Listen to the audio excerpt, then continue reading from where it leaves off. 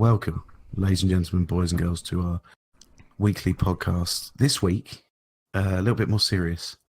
We Very are going serious. to try and tackle the subject of gaming linked with mental illness. And not just necessarily mental illness, but factors in your life where has the gaming helped you through something or something that's happened in your life, or a mental illness that you could have. Where has it hindered? So we're going to talk about our experiences, and we're going to talk about, a little bit of research that we've done, but please bear in mind that we're not professionals. We are two guys talking about how we feel about the subject and what we think about the subject. And it'd be great at the end of the podcast if you can leave some comments for us, because we'd like to know your experiences. So yeah, I think we'll begin. It's quite a loaded subject, though, isn't it? So Very. So we're going to treat it with as much respect as we can. Like I say, we're not medical professionals, so there might be people out there listening that know far more than we do. I absolutely respect that, and so does Stu. But this is to do with us and our opinions and our experiences. I think we're both going to open up a little today. So yeah, we're going to approach subjects that's in relative to whether gaming is a help or a hindrance to anxiety and depression. Because I know for one that me personally, it has helped me a lot. I'm not going to go out there and say that, I'm, one of these people that's always depressed and everything like that. It's not. It's, look at me. I've had that sort of abuse in school and growing up. Not now, because I'm quite big now, quite tall, and people don't usually say anything. But when I was a kid, I was different. I always used to get abuse. And gaming was one of those things.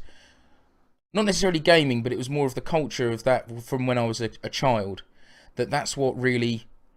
So I felt like I'm... Not that I fit in, but obviously that sort of software and community and all the magazines and things, they made you feel like that you weren't different, but you were individual enough that you were important. I think that with that culture, I just want to explore that a little bit. It was the fact that, for me, that culture was always, you are not alone. Yeah. There are others like you. You may not know them. You may not see them. May not be in your postcode or your zip code. But there is a group of similar people. Yeah, it's like many cultures now. You have like the goth culture. You have different, cultures around it. It doesn't matter. Like, for instance, the metal culture now. You see another... like person that listens to metal when you walk past and you kind of nod to them, and it's kind of that mutual agreement. It's the same sort of thing with gaming. You wear gaming merchandise and you see someone with gaming merchandise, it's kind of that, when I it's that mutual sort of like... very much the same thing. Exactly, it happens everywhere. Yeah, but it's a shared interest, and even if you don't know that person, you both have a mutual respect that you both have something in common. Yeah, that you're on the same page for something. It doesn't really matter. It matter what it is. It's just you've made a connection. But me, like growing up, I used to be... I've always been quite shy and quite quiet growing up. And it wasn't until I was about, I don't know, probably about 20, 21 that I started sort of coming out of my shell properly. But that's obviously because I was quite a big... I'm not going to beat around the bush. I was quite a fat child. I'm still quite fat now. But back then, I didn't know how to deal with it and kind of sit there and think, it doesn't matter what other people think. When you're a child, you kind of want... verification, you want to be accepted. And as I say, with the whole gaming culture and all the magazines and media that you had back then, because obviously you didn't have the internet. Like, the internet to me for this sort of thing is a hindrance now. But we will social media. We will approach that, and I'm talking about in gaming as well, because Right. I'd like to go over the subject of Twitch. So we'll approach that later. But when I was me personally, as an experience of growing up, I was about, I don't know, I think I was about 4 or 5, and probably a little bit younger than that. But my dad and my uncle used to play around with Amigas and Atari STs, the Philips CDI. Wow, the CDI, brilliant. Yeah, my uncle was a brilliant man, but if he was obsessed with technology to the point that if he was around today, he would have it all. Yeah. Right, no matter what it was, like the CDI. Oh, it's 800 quid when it first come out. It doesn't matter. He would buy it because he wanted that new technology. He was like an early adopter. Yeah. Oh yes, like his house was like a workshop. I Like think that just both of us, we don't have technology just as a means. We have it because we like how it works, oh, what it does. So we're both quite obsessed with technology. yeah, I think that's the difference between enthusiasts and people who Yeah, just use it we for every day. we're definitely technology enthusiasts, and he was definitely that as well. So if as soon as the Atari ST came out, as soon as the CDI, the Amiga, and Master Systems and things like that, he was always the one that was just like, yes, we're having it, we're having it. I first played a Master System with him, Right. and then we got one for. I think I got one for my birthday. I think with the Sonic the Hedgehog in it. But anyway, irrelevant. That the point that I'm making with the gaming is basically that Excuse me. every time something happened either at school or at home or any arguments or any time I felt negative, that games console was always there. It was always that friend that never ever judged me for anything. Right, and that sounds weird. I know it does sound weird, but if you sit there and you've had a terrible day, and people do it now, like you've had an absolutely dreadful day, and sometimes you just want to crawl up into a ball and just cry. Yeah. Imagine me being a 6-year-old kid at primary school being bullied because I was bigger than the rest of them and taller than everyone, and I was abnormal.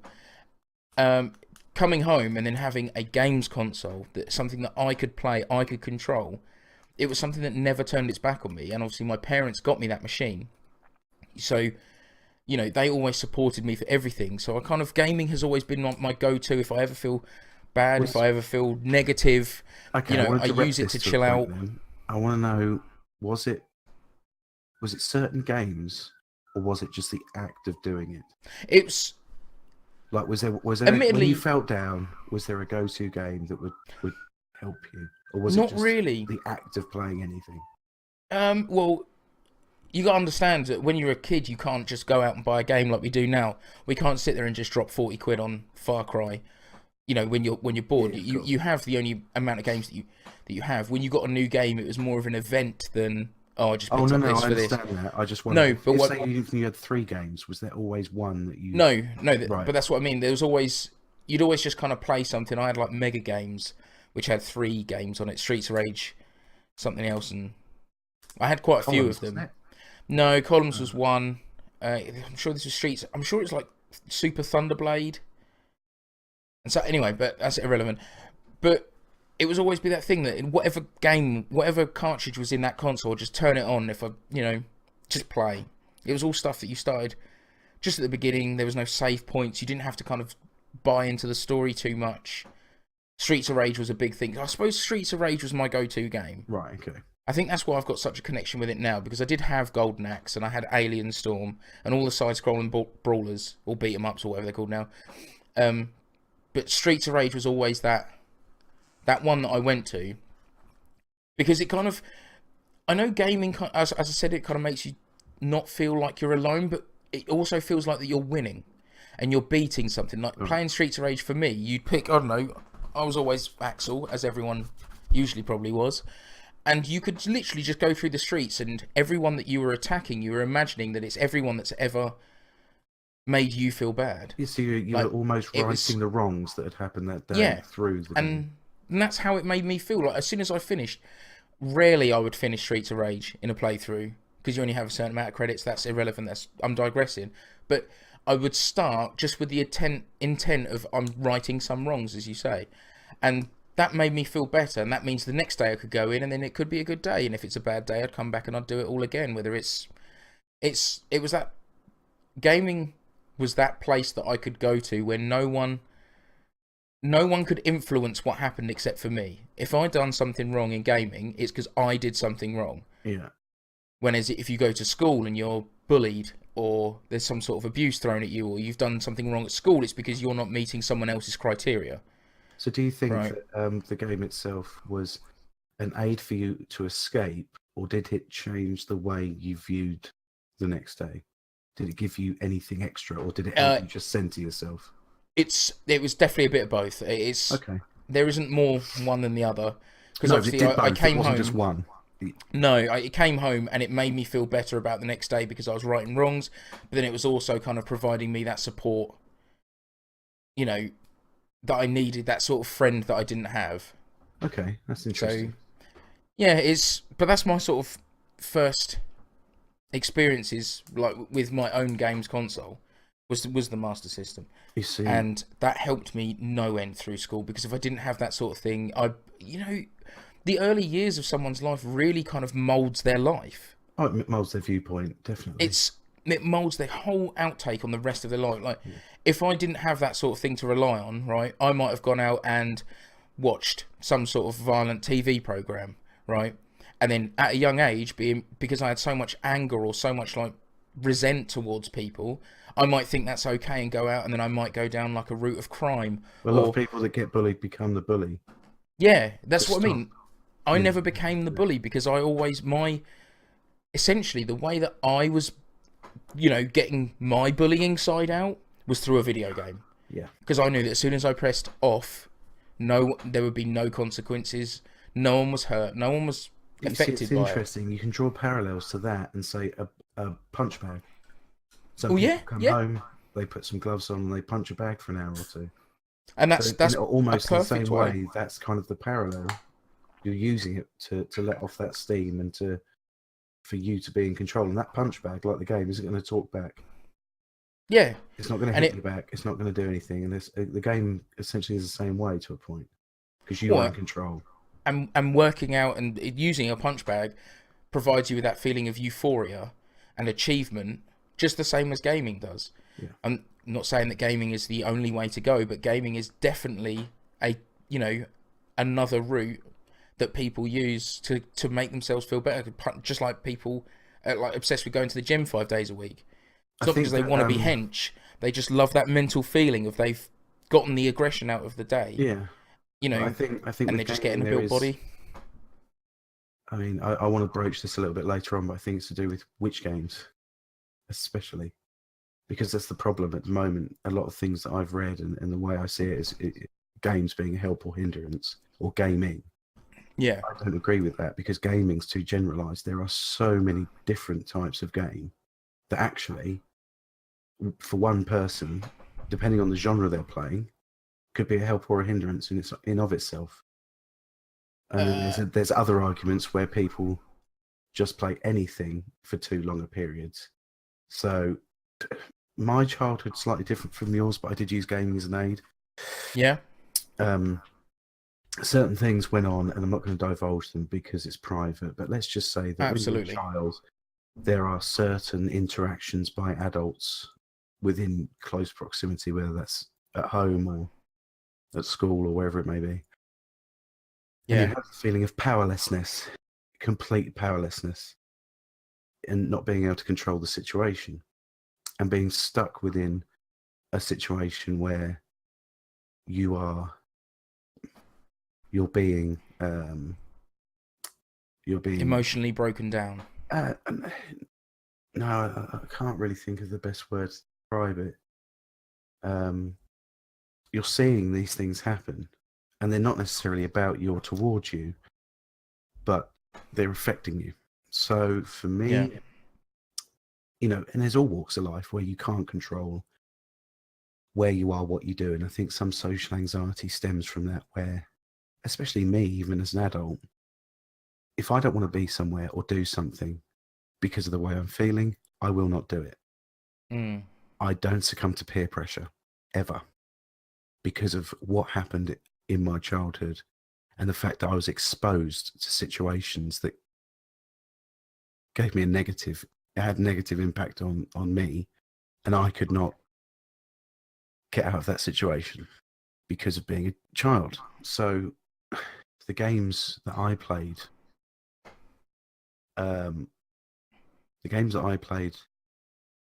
gave me control.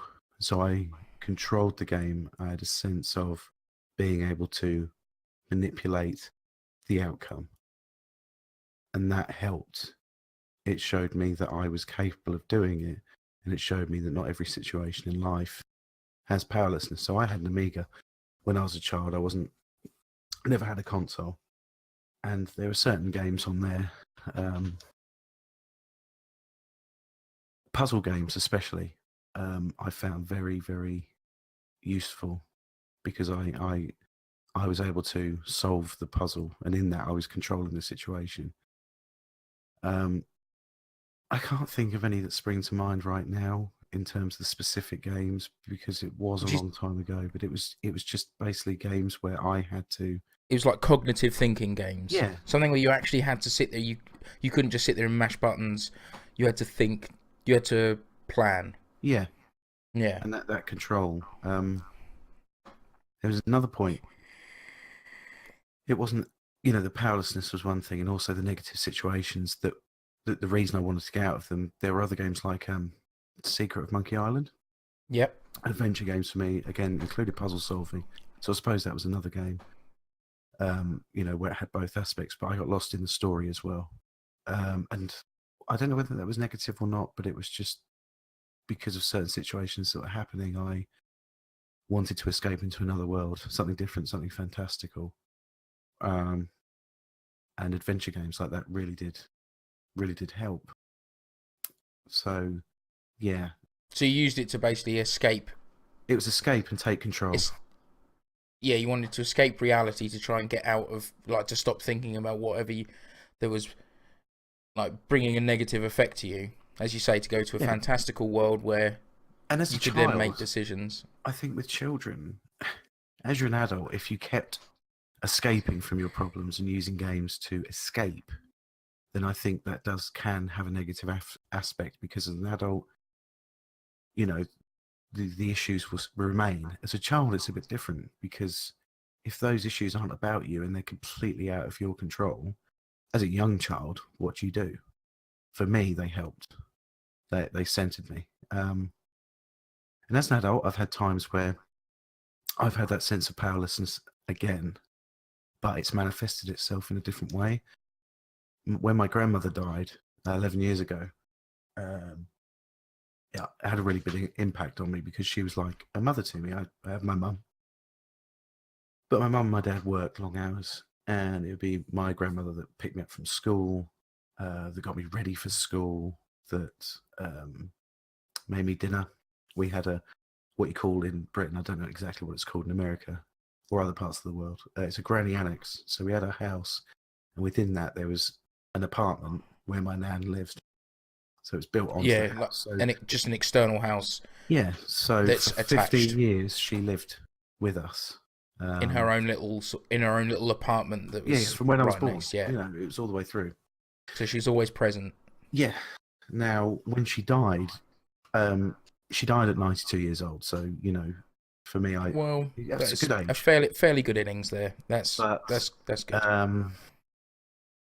It did hit me because I felt like I'd lost a parent. And you see, what's interesting about that is the powerlessness manifested itself again. She was gone. I couldn't control that. I had no power over it whatsoever. So, and I was finding it really difficult. And whether it's healthy or not, I took a week off work, holiday. Yeah. I didn't just leave. I took a week off. And for the whole week, I played Company of Heroes, of all things, which is a real-time strategy game set in World War II. Fantastic game. I don't know why that game particularly, but what I did know is I was good at strategy. And I was in control of not just one person, but many. I was in control of the whole campaign. And I think that helped me get some of that control back. I was fully conscious that, I couldn't do anything. And I'd come to the acceptance that, there are times in your life where you're powerless to, situations around you. But because I was hurting, I wanted to do something to compensate. And I did grieve in my own way for her. Probably not that week. In fact, I was in complete denial that week. Did that game help? I don't know, but I think what it did is allow me to escape. It helped in some ways, and then was negative in others. I was on it for about 8 hours a day, which is a long time.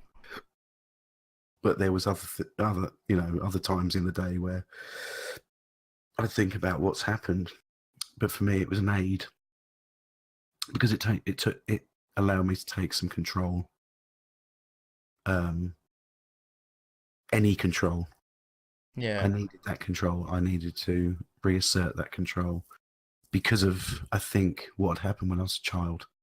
So death affected me more because it is to do with, you know, inevitability is one thing. Everyone knows that people will die, and you know, everyone will die, and you're powerless to stop that. It's natural progression. But it doesn't mean that when someone does die, it doesn't affect you deeply, and it angers you or frustrates you or hurts you. So yeah, I kind of used it as an aid. Was it healthy? I don't know.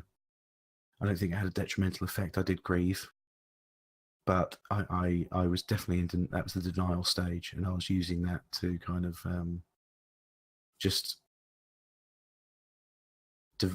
divert myself and escape. Like to collect your thoughts Yeah, externally. it kind of helped me get through the denial stage and accept that she'd gone, and then after that I could do my grieving because I wasn't willing to accept it. Thing is, that's the thing that like I'm dreading as well, because obviously my parents are getting quite old now. So there is going to be a time where I'm going to go through the same thing, and I know that I like how I feel. I'm not mentally strong enough to get through it. I know as soon as it happens, I probably will at the time, but the way I feel now, I'm going to be going through sort of the same thing, the same process I think that you will be going. I'll be probably locking myself away, just playing games to get away from it. And then, you know, I think gaming will play a big part in my life then as well. That will be my go-to activity, I think, just to get away, just to collect my thoughts and kind of plan what the next move is. Well, can I ask, have you ever lost anyone very close to you? Yeah, my nan and my uncle. Right. So you've been through the grieving experience. Oh yeah. Like I was quite young. Right. Okay.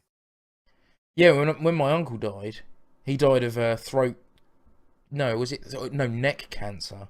Right. Which it was heartbreaking because we went to see him in hospital. I'm not going to go into too much details, but his neck was like out here. Yeah. There was something on it, and I remember after we went to his house, and I played Tetris on the CDI for about 6 hours in his room.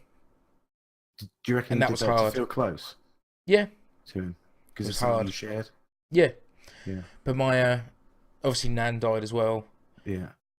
I was quite young then, but yeah, no, they were quite heavy experiences. But I think because I was younger, I kind of dealt with it better than I would now, because now I understand it, and I understand that what's involved when someone is deceased. Yeah. Like when someone, you know, it's not just, oh, you know, that's really sad, we have to get on. There's things that you have to sort out after, like horrible stuff. There's a very good quote that says, "Don't grieve for the dead, grieve for the living. It's the living that will suffer." And it's very, very true.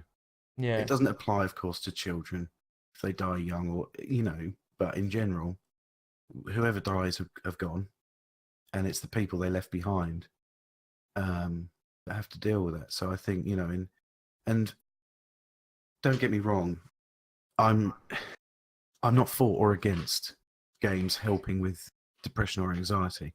What I'm doing is telling you my experience, and I think it all depends on the content of the game, what you do. Anything you do that doesn't help you cope but only helps you escape can be detrimental. Games, I think, you know, look at the fact you played Tetris.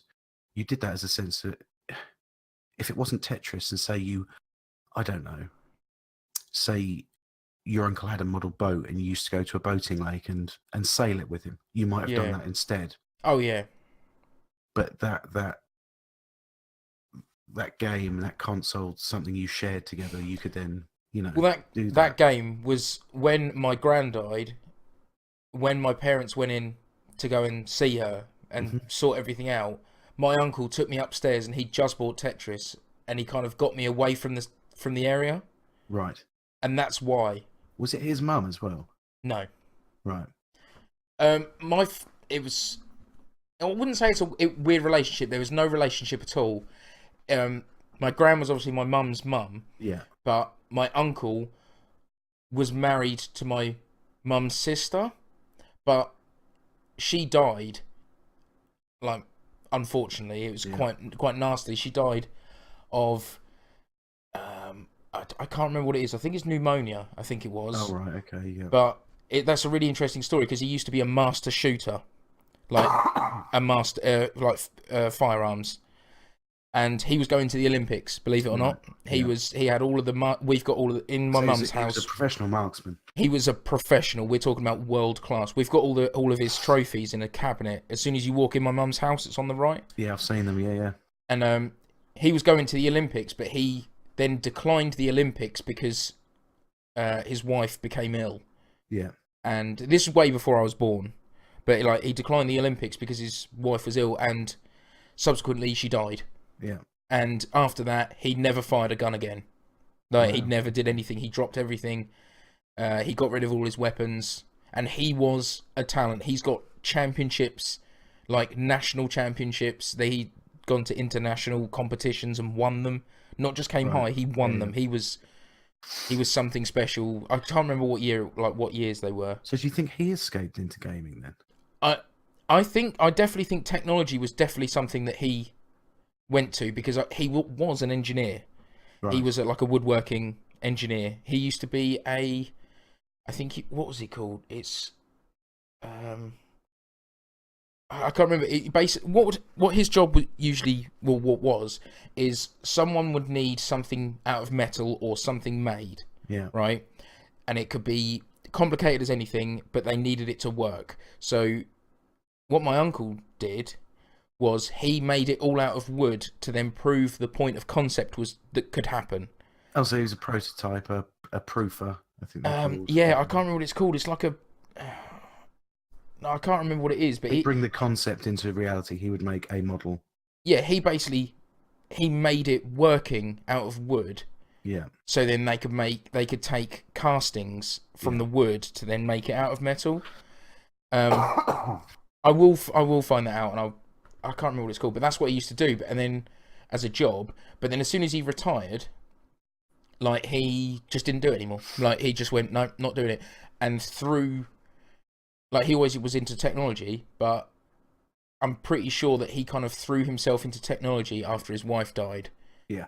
So he was like back then he was very much into radio equipment, CBs, different things like that. And then it kind of went into the early personal computers. Like we're talking early, like we've got an Atari. Apple II. Yeah. We've got an Atari 2600 gaming console. In my mum's house, we've pretty much got them all. Yeah. All of the old consoles, purely because of him. Like, my parents wouldn't have bought them. Like, my dad was quite into technology, but he was the one that it didn't even matter if it was a lump of crap. If it was new, he would buy it.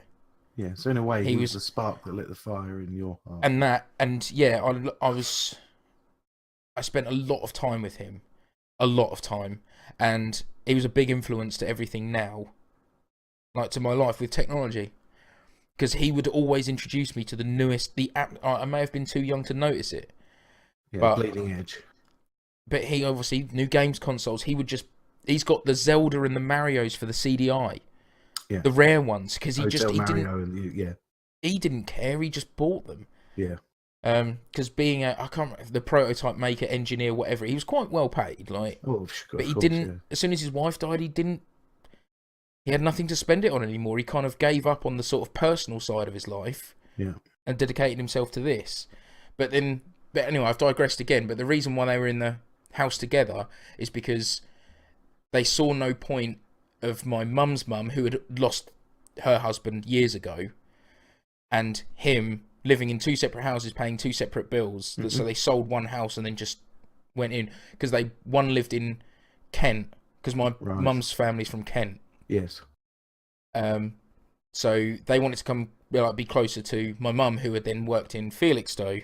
Yeah. At the time, and so they came down, and they basically just they thought it was better.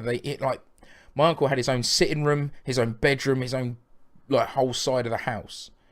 That was just his. Yeah. It was that, and that's why they were there. But then when my nan died, he helped get through that, because he kind of just got me away. He was like, "Look, come on, let's go. Let's get away." And literally just thinking about it now, Blockbuster was a big thing of that as well, for me. like gaming and Blockbuster, because if there Right. was a negative thing happen, like I remember when my uncle died Yeah. and I went and played like Tetris for hours, my dad came up and was like, let's go and rent a game and then we'll play. We'll just do something. Because I can't remember what we did, like what we rented at the time. But I remember we just went in and me and my dad just played on the Mega Drive for ages. Okay. He was no good, but he didn't care. No. And it was... But He it was was... there for you. For all negative situations in my life, I can honestly say that there has always been something to do with gaming, or not competitive, but just the experience of video games of some sort has always been involved in everything negative in my life. Not as a negative thing, No, but has always been, an escape. yeah, as an aid. And I do feel that it's really got me through like a lot of things, and that's definitely something for me. But I do think that like we're gonna flip this over now, because talking about this, like my uncle and everything, is kind of getting me a little bit like down. No, But it's fine. I do think I'm going to move on to the hindrance of gaming now, and I Yeah. absolutely 100% think that gaming does have an element of being a hindrance as well, especially recently. Well, not I said recently. In the last few years, online gaming has become very, very popular. Like it's become household things now. Yeah, definitely. But it's not just household in the way that it's online gaming is hitting such a wider spectrum than it was before. Mainly multiplayer. Yeah, when I was playing in the early 2000s, you had the same sort of people playing. You got people that, no matter what kind of game you were playing, they shared that hobby with you. Now's different. Now you've got such a wider frame of people, and it comes back to what we were talking about off camera. Not today, but other times, where you've got people hiding behind the screen. Keyboard warriors. Yeah, these keyboard warriors, these trolls that will say some really, really disgusting things. It's really toxic behaviour now that has been related to gaming. Things like Grand Theft Auto. Now, I love Grand Theft Auto. I think it's a fantastic game, but you've got to be in a good frame of mind to play it. Yeah. And I don't think there's anything wrong. You know, the whole prostitute thing, and killing the prostitute, getting your money, that everyone kind of goes crazy about. They hate it, and it should be banned and all that sort of thing. It's not.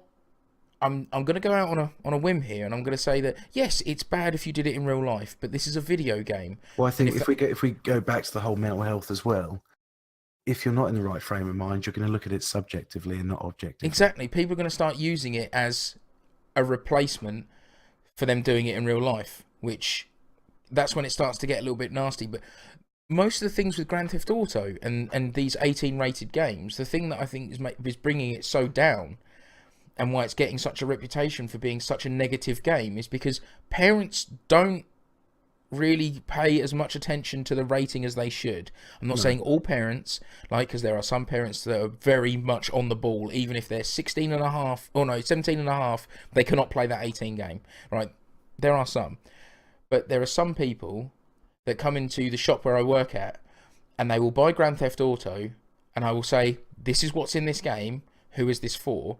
And they will just happily say that it's for their 7-year-old. Yeah. And I'm like, this is not suitable. And then they'll go, oh, it's all right, it's only a game. And you think, no. Because they're very, is it influential is the word I'm looking for? No, not influential. They're like sponges. They're sponges that, they're going to absorb. And it's depending on what they're taking from this game, they might see it as, okay. They might see it as something that's normal. And that's when I start to think that it becomes a hindrance on mental health, on that sort of stage. Because I'm not just saying it's Grand Theft Auto, because as I said, it's a fantastic game. It's made its money, and it's brilliant. It's versatile. I think the technology now has changed to a point where also what worries me for children, you go back 20 years and you could have games that were just as violent, but they were pixelated graphics. As a child, you can discern fantasy and reality. Now you're getting games. You look at Far Cry 5. Yeah, we've been playing Far Cry 5. The graphics on it are amazing, but the content is very disturbing. It's set in a fictional Midwestern Central. It's basically we think it's based on the Westboro Baptist Church. Yeah, you've got this extreme Christian cult that's taken over a region. a county in a state in America. And they have no issue with murdering and torturing Yeah. to basically promote their deity's word, and you're there to stop it anyway. But that's as you say, the graphics are so realistic, and there's such nasty things in there. There's people that are chained up to posts, and their insides are hanging out because they've been tortured or left there to rot, and the birds have got to them. But then it's gone all green. Well, you got the visual content, you got the audio content. It's very, very mature. But And because it's classed as a game, it doesn't mean that it's at all fine for a child to play that in any way. Yeah. It's not at all. But And I think this is going to be interesting with a generation of gamers growing up, having children. I think these children now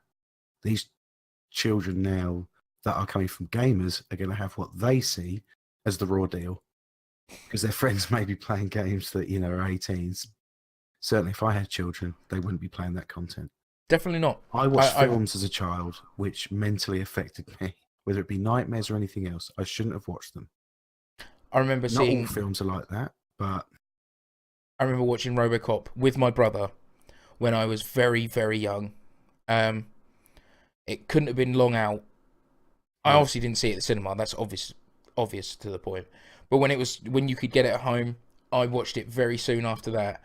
And the bit in RoboCop, when he gets covered in the acid and then gets hit? Yeah. And he's like rips apart? Yeah. That stuck with me, right, for a long time after that. But it didn't affect me as of the point of... I don't think it scarred me. Yeah. But it was definitely something that I remembered, and it's like burned in my memory. And that's with old special effects. So I don't think the graphics really make a difference.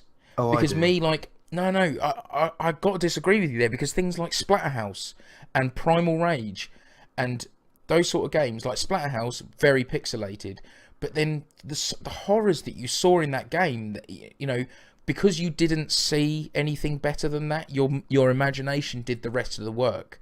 Like, you would see demons that sprouted things, and you're like, oh my god, that's a horrible idea, and then your imagination would piece the rest of the pieces together. Like, now they're basically saying you don't need to use your imagination, this is the horror. True. And for my personal experience is I've had films that have scarred me. Yeah. They haven't scarred me to the point where it's caused me any issues, but even if I watch them now, I get the same dread as I did as a kid. I can be objective about it, but I feel the way I did. No game back when I was a child has ever done that, and I've played some games that were inappropriate. It's not difficult. You get hold of them from people. You swap floppy disks back at primary school. That's what we used to do. But there's no game that's ever affected me like that back then, because yes, your imagination does run, but it's like watching a cartoon.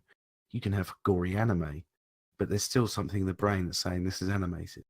You can suspend belief as much as you want, but it's still animated. And yes, there are visual effects, but as a child, when you're watching a film, the suspension of disbelief can't be as nuanced.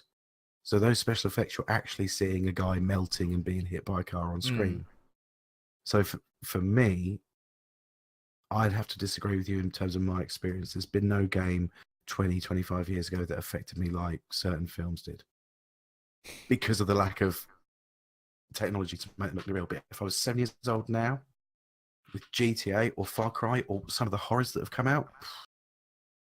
some of the horrors now I'm grossly disgusting for children to play that. It's like the series Dead Space. Yeah. I'm not going to digress too much anymore, because we are going into now the horror side. But you see, like, monsters, you see, like, people, they will mutate into monsters. Yeah. They will they just burst and that's that. You will see them mutate and grow things. The Resident Evil, they were the sort of games where that was pure horror. And I think that can affect people, and I think that can really imprint something in a child's mind. Well, see, this is where I want to move on now to what we were talking about off camera again. I don't know if I touched upon it at the start, but where people are lumping gaming as such a general term. And for me, it's to do with whether games can be a help or a hindrance, depends on the game itself. Yeah. Especially the game itself. The content within that game. If you look at, for example, puzzle games, like Tetris. Tetris is a good example. or any Sorry sort of about this. game that's just pure puzzling. There's no story. The graphics are very basic. It's just to do with the game. That to me could be a help in terms of if you're having difficulty at work, for example, it's getting you down because you're finding you find things difficult to juggle, especially with stress. This podcast is never just about anxiety and depression. I think it's about different instances, mental instances. So stress at work, for example, you might play a game to exercise that puzzle solving part of your mind to help you solve the puzzles you may have at work, whether that's be logistical puzzles, human resource puzzles, technical puzzles. If you're a coder or a programmer, it might just help you relax and at the same time work mentally, subconsciously through those. And then we've got the games that we just talked about, Far Cry 5, any game that's got a heavy storyline that's quite realistic, that plays on some very dark themes. For me, they're not the sort of games I would play to help me escape or help me regroup mentally. Because I still use games now for that, but they're not the games. I have to be in the right frame of mind to play that sort of thing. Because they're just too close to home. Yeah. So, it's quite interesting with what's going on in America with the gun crime. And Far Cry 5, for example, a lot of its content is to do with, this cult and their right to bear arms, this, that, and the other. For some people that have been through some harrowing experiences linked to guns, it would have a massively negative effect on them. So I think it's all to do with gaming linking, whether it helps or hinders. It's definitely to do with the content. There's two parts for me. There's the content side, and then there's the person's coping mechanisms, and whether that person is suited to using that medium to help them. Some people stitch, some people knit, some people exercise. I don't think it's more the games. No, I think it's more the game's content, as you say. Like, for instance, for me personally, if I went through a negative event now, I can't see myself playing Far Cry because I've got to invest myself in a story which I wouldn't be able to concentrate on. So you're right. Like, I don't think, there are some games that would really probably bring out quite a nasty side to me if I was quite vulnerable mentally. Yeah. Like, if something had happened, I wouldn't have a sort of serious head on my shoulders. Basically, I know that this is fiction. I know that this is a game. Yeah, but if I'm feeling quite vulnerable, like mentally, because of an event, I might start thinking different to that. Not that I'm going to go out on some sort of spree. Please don't get me wrong with that. But what I mean is I might start sitting there and getting too angry at the game because like these people and then doing it personally to me, or even though it's just AI and code, it's just entertainment.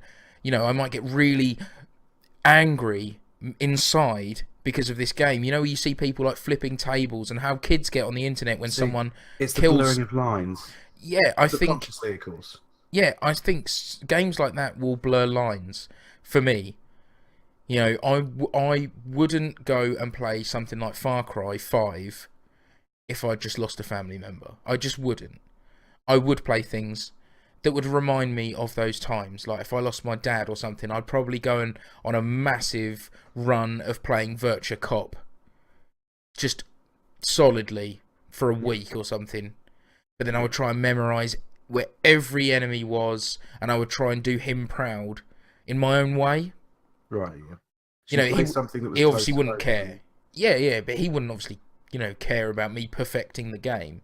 But I would dedicate my time to that to try and do it in his memory, shall we say? Yeah, okay. Because I feel that would help me get through it. Yeah. Whereas Far Cry, I wouldn't just go out and kill a load of cultists, right? And then when I eventually died, me start getting angry, then ripping the TV off my wall. Yeah. It doesn't seem like it's a sort of good thing. But another hindrance to gaming, I'm just going to move to the side, not onto a new subject, but onto the side, that all these games, I do think that every video game is a hindrance now. How do you mean? Right.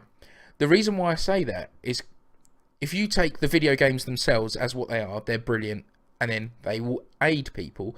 But Twitch is the reason why I do think that every game is now a hindrance. Right.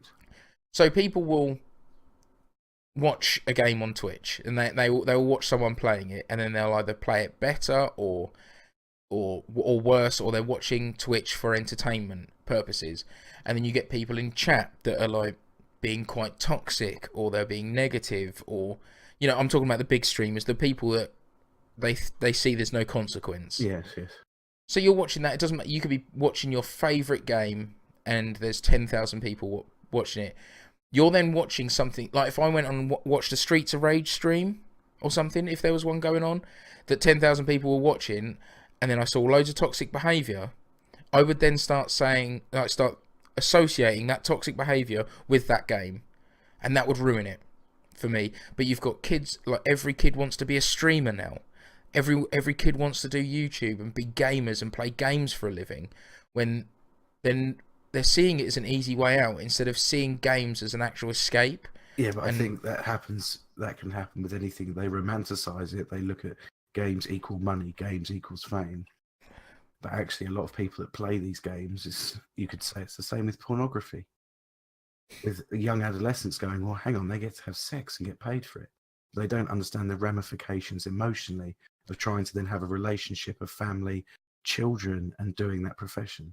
So you get games, you might be having to play them for 10, 12 hours a day. You might be having to research them and having to get really good. So on the outward appearance of what people are seeing when you do play them, it's very polished. And it's the point I'm... I think that happens with anything. Yeah, but the point I'm saying is that gaming has become so popular because it's easy, right? Is it though? It's I don't easy. think it is at all. It's easy to go to a shop, buy a video game, turn it on, right? It's very difficult to be entertaining. That's true.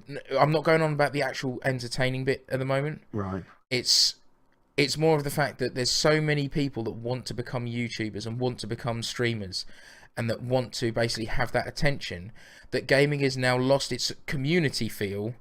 Oh, definitely, yeah. And now like gaming is now being associated, like, if you sit there, like, I'm going to be quite controversial here, and I really like the Call of Duty games, right? I love the campaigns, and I do love multiplayer, but I do not play it. I do not play multiplayer. And the reason why I don't play multiplayer is because of the amount of children that are on it that are offensive and toxic. It's not just me playing against 11 other people and just kind of like, oh, good game, good shot, you know, how it used to be in the old days when not many people had Xbox Live, but the people that did, you know, Call of Duty 1 or Call of Duty 2, sorry, online, where you had 12 people, and all of those 12 people, you know that they've kind of, when it's first started, you know those people were just going to be adults playing the game. It's not just that sportsmanship. Even the kids have lost the sportsmanship because they've got no one there. At school, you play sports together or something competitive. At the end of it, you should look the person in the eye and shake their hand. Yeah, but they don't have to have any consequences now. They can call someone a fucknut or whatever you want to call them and say how crap they were and how much they know about your mum, and they know they'll switch that console off. And they don't care. And it's the lack of consequences. And I think for mental health especially, there's dire consequences. These people will be going out into the world, and they'll call someone a fucknut and how much they know their mum, and they'll get punched in the face for it. Definitely, they'll just get knocked straight out. You know. But like now, like instead of gaming being like focused on fun, enjoyment, story, like entertainment, a big part of gaming now, especially when it comes to like streaming and things, is trolling other people. And it's not about, like, if you kill someone, if you bested someone on a video game, right, you bested them, easy. If someone bests you, fine. But when someone sits there and rubs it in your face and starts teabagging you or starts giving you abuse for it because they bested you, it then makes the victim feel helpless, and then they will lash out. And when they lash out, that brings more negativity in. But that original person that's trolling that first person, they don't know what this person's gone through. No, that might trigger things, and I think that's why I think some video games, as I said, I think it's a hindrance as well. Like, there's no way I'd play Call of Duty if something bad had happened, because I know that as soon as something went wrong, and as soon as someone said something wrong to me, Like some kid, like, oh, shut up, you know, you sound like a girl, or I don't know, whatever they say, right? I'd have that, I would just literally dedicate my whole week to finding the address of that person. Because I'd be vulnerable. Yeah. You know, how Well, dare yeah, I think they? that people should. This is another interesting fact, and it's very polarizing. But you look at online gaming, I think it can help people potentially with mental health if they're all playing and they're using something like what we use, like Discord, maybe to talk to their friends. So in the social group that maybe understands what they've gone through and they're all playing together, you open that shielded environment up, and then all that happens is you're not escaping or retreating for a little while from the world to collect your thoughts. You're allowing the world to come into your own house. Yeah. So in social situations at work or at school or at college, for example, that can then be translated, and that can be coming through your speakers in your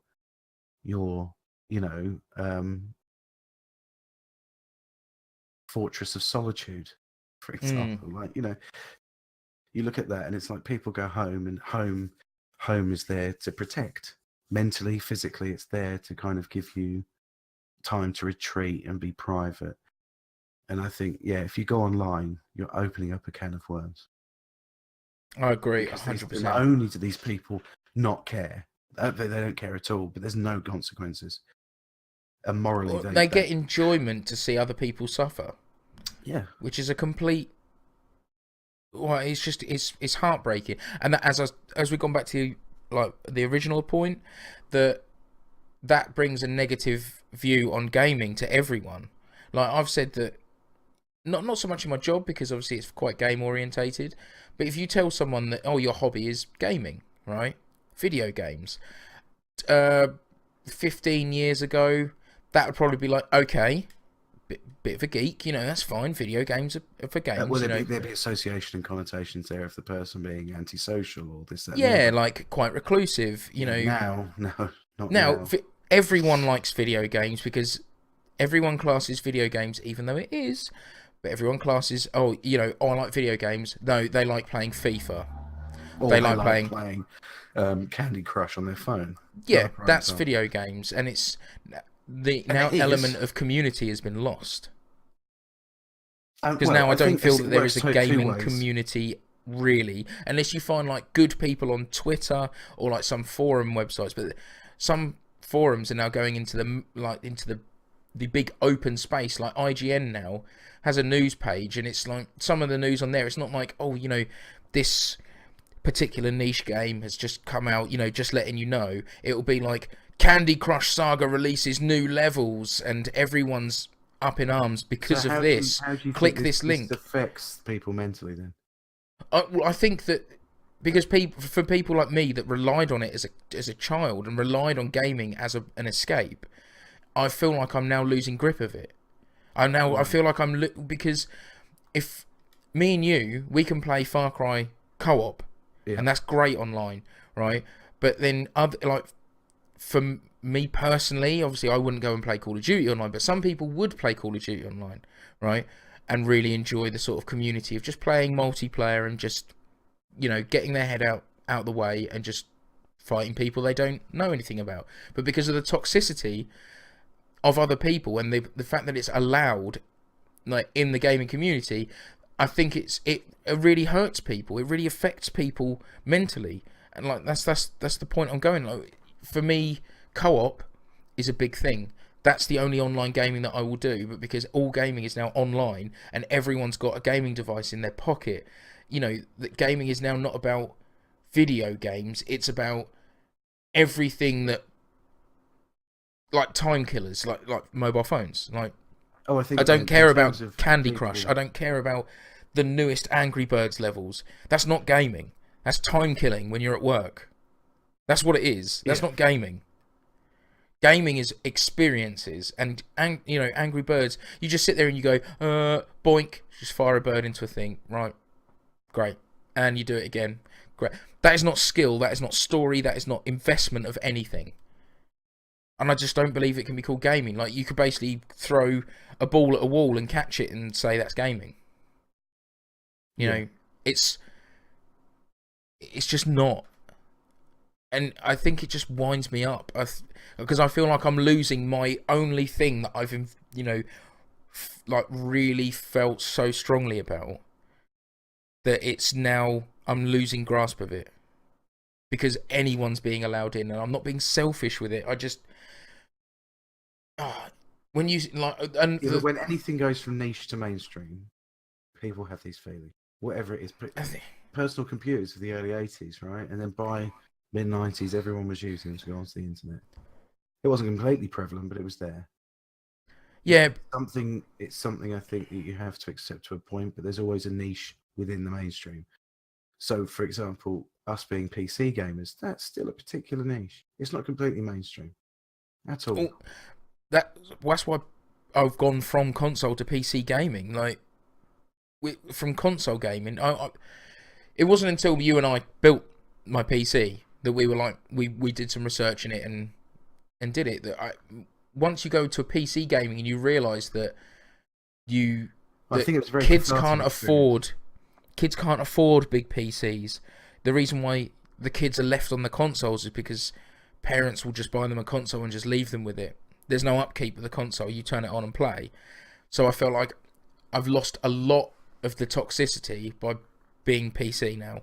Oh, definitely. I think Right. Okay, PCs in terms of playing games, it's more affordable. But yeah, anyway, look, that's another subject for another time. Definitely, I think we're completely veering off what we were talking about now. I don't think we are, because look how how angry that I'm getting because of this. When gaming is for me, gaming is supposed to be a help. But it still can be. Yeah, no, it can. But what I mean is that the negativity in games has now caused me to get riled up, and that's the hindrance. I don't agree with you. It's not the negativity in games. It's negativity again of people. Well, yeah, but it's the negativity of people, but in video games. Yeah, but right? No, what I mean is that you can't stop the tide. You can't swim up rivers. So the only thing you can do now is to create more of a bespoke experience for yourself. That's what I do. I limit my exposure. And that's true. But as I said before, I really like the Call of Duty games. Why should I stop playing them because of the kids? That, in my opinion, don't play online. No, the PC, the console should be much more heavily regulated, so the kids shouldn't be allowed to play them. Those games are 18. They're rated 18. I 100% That's what agree. annoyed me when I was playing Black Ops 6 years ago, which I really enjoyed. I had fucking kids on there that were 12, 13. I'm thinking, right, not only are they giving me abuse for when they won and they give me abuse, but the fact that they shouldn't be on here because the content isn't applicable. It's not right. Well, it's not appropriate for them at all. I've played plenty of online games where I sit there and I'm like, good game, you know, and they're just like, yeah, great game, unlucky. And it's been fantastic, and that's really helped a mood. But as soon as you start talking to a kid and you're like, oh, your mum is this, your mum is that, and you're like, oh my God, and you just get more and more angry, and then all of a sudden you just want to be violent. And that's not the sort of and that's not the sort of person that I am, and that's why I think that online gaming now can be quite a hindrance to your mental health, because it just takes you to just play that the wrong way. Something happened at work, something happened in your life, you decide to play Call of Duty. It all comes back to that theme of powerlessness. Yeah, your powerlessness to stop who you're playing with, unfortunately. But before you could kind of have an educated gamble that the people you're playing with were of the like-minded mindset of who you are. Yeah. And within the last 15 years, it's opened up to children. And so I do think age ratings not being followed is a hindrance. I know that was kind of a long section, but I do think that was valid and relevant, because it winds me up, and I'm not the only person to feel like that. Well, what you're saying have been pushed out of games that they really enjoy. No, I've been pushed out of games. Genre, can you, as an escape now? Well, no, I can't. I can't play that game. That's what it boils down to, doesn't it? You can't play that game in a multiplayer experience, know that you're having like-minded people playing, that you might have a bit of good-humoured banter, because what you're going to get is some destructive elements that shouldn't. I'm going to get toxicity, and I'm not. Don't get me wrong, there are adults that do it, but I think there needs to be more of a regulation, and it's not. There shouldn't be a regulation because people need to be responsible, because people with mental issues or situations in their life and use them as escape. It should just be the games are fucking 18. Don't allow your kids to play it because it's irresponsible. Yeah. And Yeah, I agree. That's what it's I mean. interesting when we were playing Rainbow Six and we kept seeing those flags come up saying this person's been banned. Yeah. Because of, look at it, just get one after the other. There'll always be the troll over the next hill, but I think they need to tighten the regulation. Maybe it'll get to a point where every multiplayer game has to have a camera, and that camera will then ID the person looking at it. Who knows? Yeah, maybe. It might get a bit 1984, but the parents are the problem. They're allowing their children to play it because that child technically shouldn't be able to buy that. Well, it's they producing have the ability to buy it online, and they certainly shouldn't have the opportunity to buy it in a shop. Yeah, but these like kids that are being nasty and being quite offensive online, because they're not being shown any consequence, they're going to be taught that that's okay. Oh yeah, So, in terms of mental health. And as they grow up, they're going to be more and more negative. Like, you see kids walking around now that talk about Call of Duty and how someone's a troll or a noob or they're a prick or some sort of offensive slang because they couldn't do a certain move and friendships are broken. Well, I don't understand how because all of a video is game negative connotation, isn't it? Right? Noob is a negative connotation. Well, it's for newbie. Yeah, right. Not seasoned. Everyone becomes new. So, but that's so this why is does what it I don't exist? get, this whole cultural thing where noob. Well, yeah, you all were. In fact, you, child, are quite a new person in this world compared to me. Yeah. It's ridiculous because everyone has to start somewhere. But yet this, this cultural negativity towards, it's just crazy. Absolutely crazy. But I think the parents aren't helping their children's mental health because they're going to go into a world where they may have been the king of the castle on this game and picked up some really negative habits. And it's negative habits towards other people and the way they see competition. And whether it's conscious or subconscious, that will bleed out of their personality.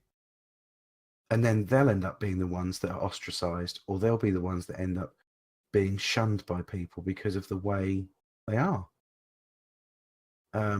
Because of the experiences they had in these games. So that brings us round to the hindrance. That's a negative to it. I think the scope of what we talked about today is definitely, it's quite interesting. It's looking at our experiences younger and how we use games as a tool, and then looking at how games are actually becoming a hindrance.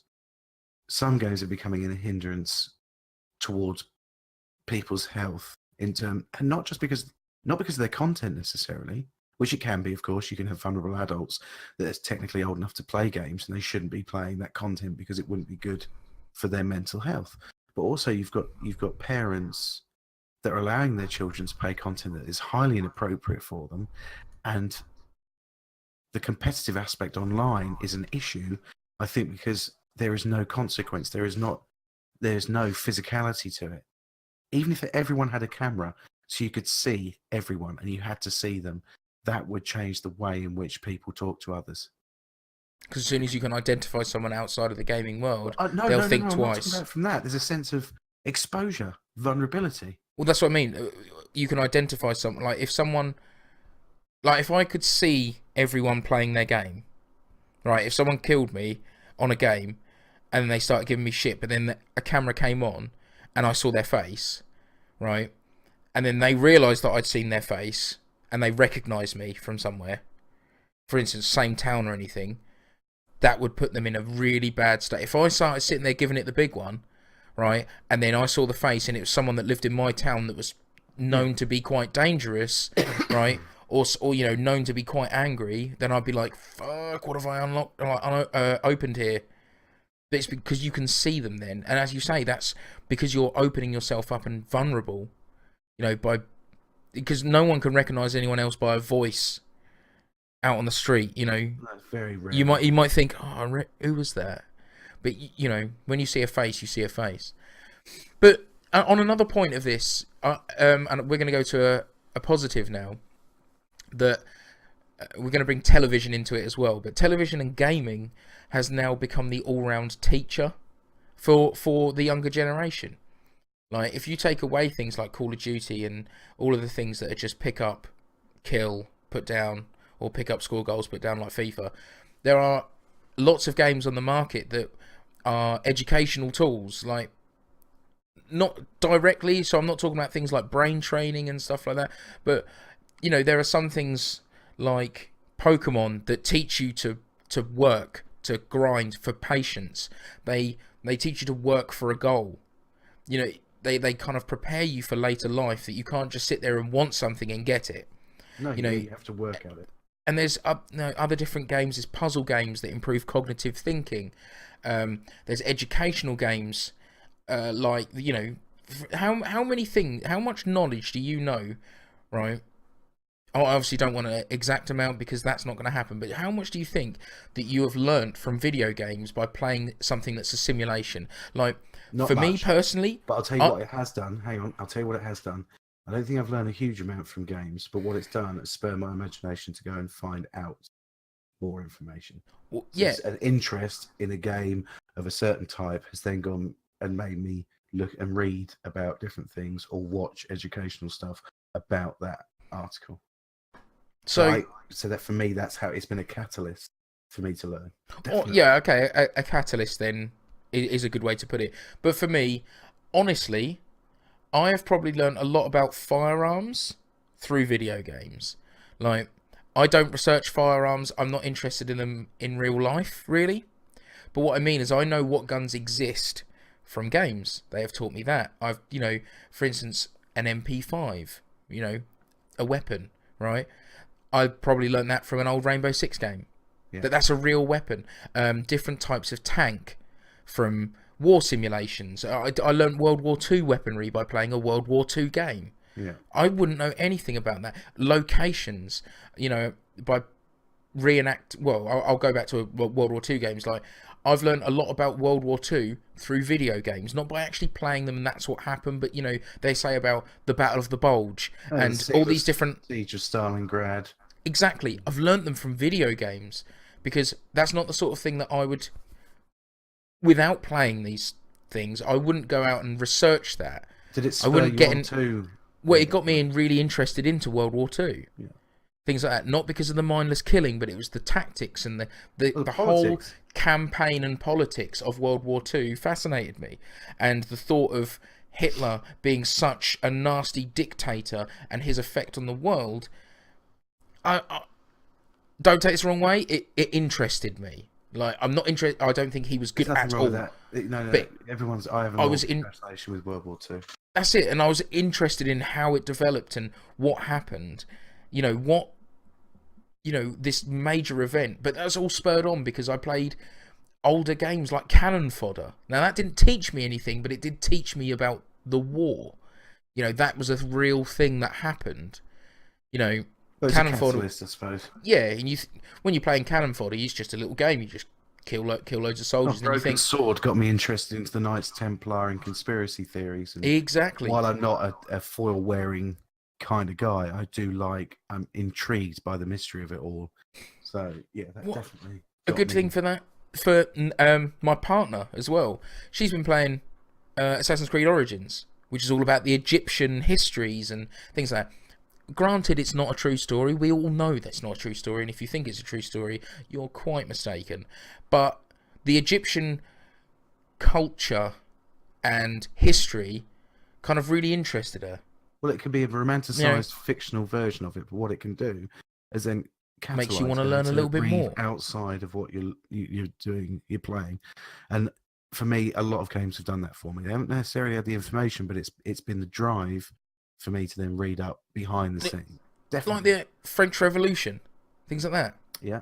That's been in video games, and you think, I don't want to research it, but because you've kind of experienced a sort of, as you say, a romanticized version of it, you want to learn more. You want to know what actually happened, and that's positive. That's knowledge. One of my and knowledge is the most powerful thing. From Blockbuster, a certain Chris.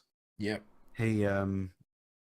He started playing Rome Total War series, and now Oh, I forgot about I them. would say he is an unofficial expert on the ancient world. The books he's read, the information he's absorbed is phenomenal, and the politics behind it. He knows, you know, And looking that at was certain started from emperors, that. and that was started from that game. That it was his interest in playing that. It The original. sparked something. Yeah, Yeah.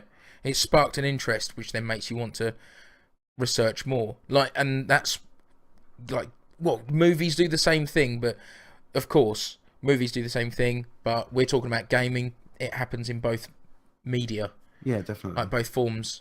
But yeah, it's nothing but positives there. There are some games that are quite nasty. There was one, I can't remember what it was, but there was one about serial killers, and it kind of it may. Do you know what? I Manhunt? shouldn't. No, no. There was one. They took serial killers and then made them really elaborate and not iconic, but really over the top. They glamorized them, did they? Glamorized, and I can't remember what it was. It didn't come. It got cancelled in the end. Oh, right. But Okay. that was going to be one, but they basically took Jack the Ripper, and instead of him being, the dude that I think he's the one that went around Whitechapel, wasn't it? That's right. Yeah, it's Whitechapel. Instead of him being the person that killed people in Whitechapel, he was this sort of massive demon that, they like glamorized to be this absolute enemy that you have to destroy. Another example of that is Wolfenstein and Hitler in the mecha suit. Yeah. They've glamorized it, but that kind of makes you want to kind of look into it more. But there was a game that with loads of serial killers, and I remember the Ipswich one was supposed to be one, Right, I see. but it never got made. And I can't remember. Yeah, the Suffolk Strangler. Yeah, that was supposed to be a character, and I think it was probably deemed unsuitable. And I can't remember what it was. And I remember reading it ages ago, and it just never came out.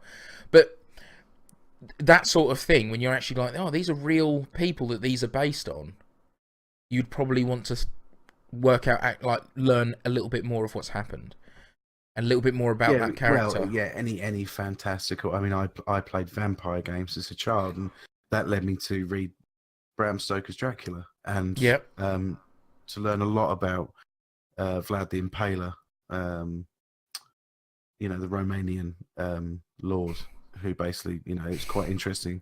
The whole impaling story, where the law was so strict with him, there'd be a golden chalice by some water, and anyone could use the chalice to take some water and drink it. And the reason no one stole it is it was, no matter what the crime, you would be impaled for it, no matter how grievous or how petty. That's that's one of the stories of him. So, and that all spurred from playing games. Is it useful information? Who knows? But for me, it definitely gave me a broader vision of the world in general, and I think any learning is good, generally speaking, for mental health, about your well-being.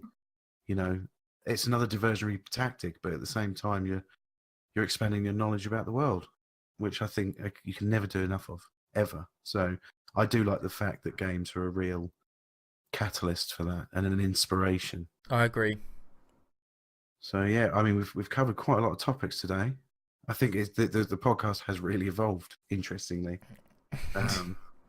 It's got quite real, isn't it?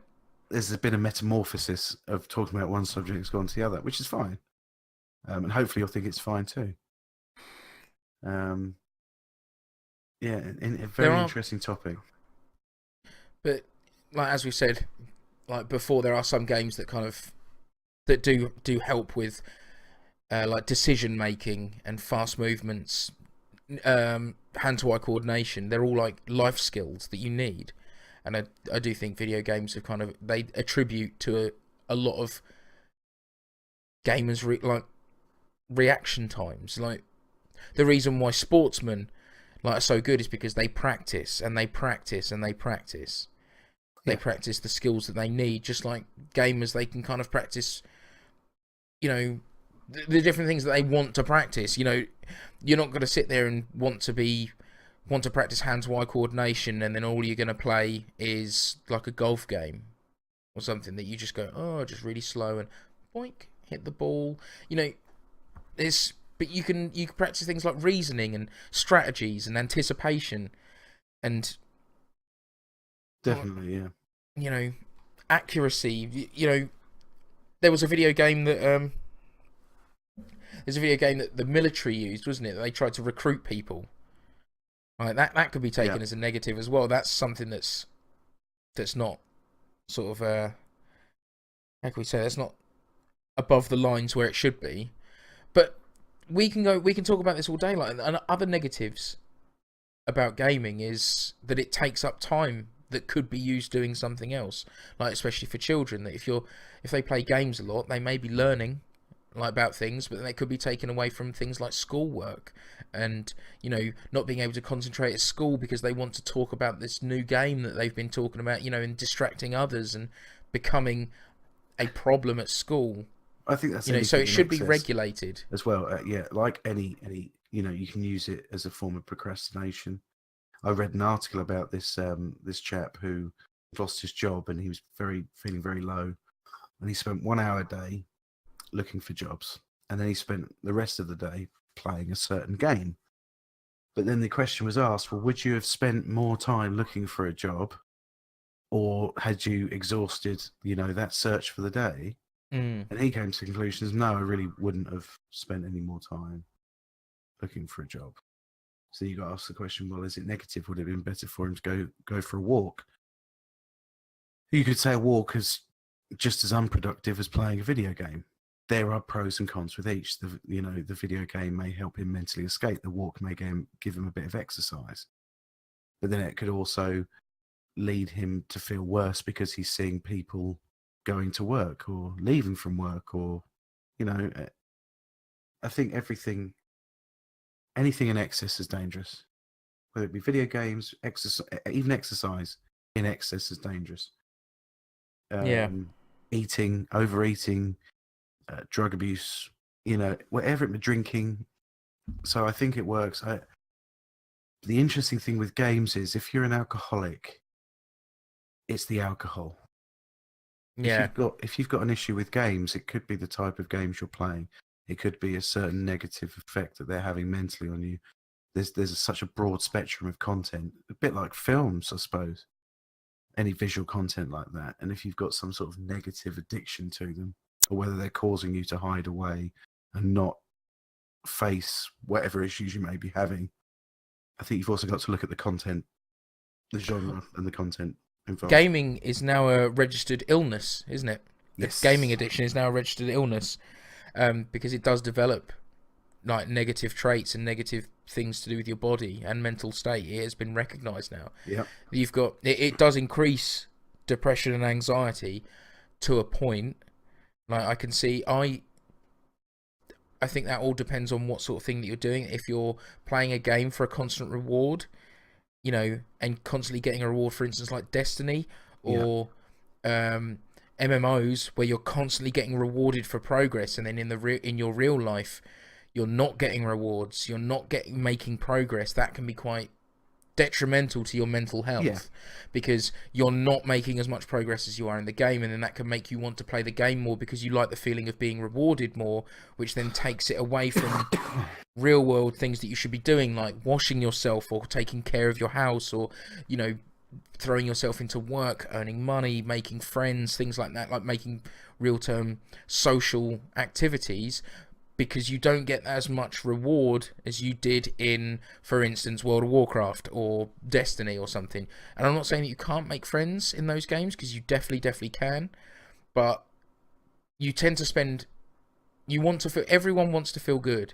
Everyone wants to feel like good about themselves and positive that they've actually done some work. And if a game like that will constantly give you loot and rewards, and makes you feel good and gives you that good feeling, then you're going to keep playing it. You see, and I think personally, for me, I reward myself. If I've got a day off and I haven't got much to do, I will only play a game once my chores, once my responsibilities have done. So you earn it, which is a good way to think. But there's some people that don't. Oh no, of course. I had a stage. I was addicted to World of Warcraft when it first came out. Same. Like 13 years ago, I was playing like 15 hours a day. But I, looking at it retrospectively, I know why I did it, and I know I was using it as an escape. I was using it to achieve goals. They were black and white goals. go here, do this. You've achieved it. And at the time, many things were changing in my life, and I was lost. And it gave me a sense of purpose. It didn't help. I'd say that it was detrimental because I wasn't facing up to my problems. I think all it did was to delay me coming to terms with what I needed to do. It was delaying your recovery process, which definitely wasn't really healthy. But no, not at all. It was quite damaging. So there are interesting points for both sides. Yeah. We've given our experiences of what we feel gaming has brought to us, but we can't ignore the other side.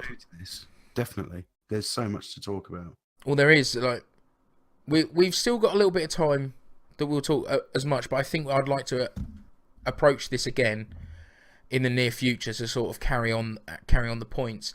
There are other things that are bad, like negative implications that can cause depression and anxiety. Is like from gaming is if you play a lot of games, like in general, if you spend 9 hours a day, don't have a job, or if you do have a job and just game, you tend to not exercise. You know, if you don't have a job, you just sit in all day and play games. You don't exercise. Interesting. You still have to eat.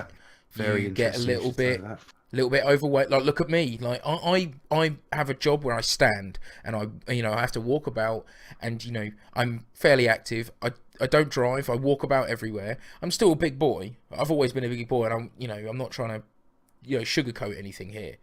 But if I didn't have a job and I wasn't active and I didn't have to get up much and I played games all day, I guarantee that I would take up a lot more of this screen.